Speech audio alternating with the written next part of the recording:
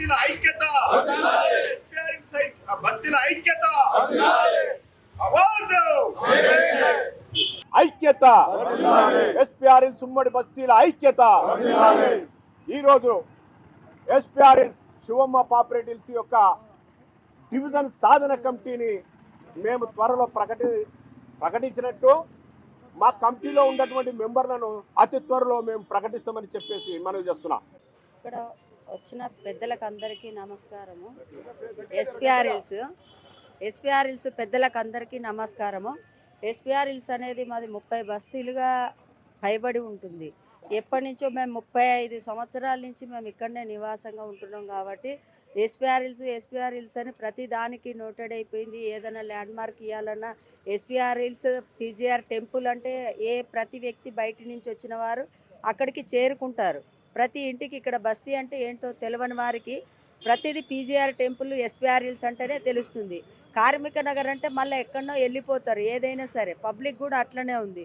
ఇప్పుడు ఉన్న జనాలకు రెండు బస్తీలు, ఒక్క బస్తీ 2-3 దాంట్లోకి వెళ్ళిపోతే వాళ్ళు కరెంటు వాళ్ళకు ప్రాబ్లం అవుతుంది, కరెంట్ ఆఫీసర్స్కి చెప్పాలన్న ప్రాబ్లం అవుతుంది, మున్సిపల్ ఆఫీసర్స్కి చెప్పాలన్న ప్రాబ్లం అవుతుంది. ప్రతి ఒక్క ఆఫీసర్స్కు ఈ జనాలు ఒక ఆఫీసర్ని వెళ్ళి కలవాలి అని అంటే ఏ ఆఫీస్కి వెళ్ళాలో తెలియదు.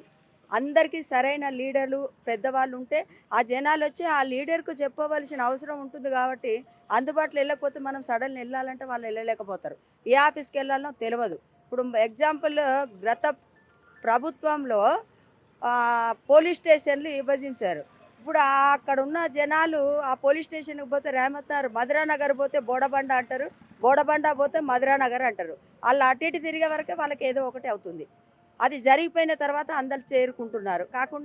అట్లా కాకుండా అన్నలందరూ చెప్పినట్టుగా, సోదరులందరూ చెప్పినట్టుగా ఎస్పీఆర్ఎల్స్ డివిజన్ చేసినట్టుగా అయితే మా అందరికీ కూడా పీజీఆర్ ఆశయాలు నెరవేర్చినట్టు అవుతుంది. పీజీఆర్ తల్లిదండ్రుల పేరు నిలబెట్టినట్టు అవుతుంది. మేమున్న గత 30-40 సంవత్సరాల నుంచి ఉన్నారు, మేమైతే 35 సంవత్సరాల నుంచి ఉన్నాము.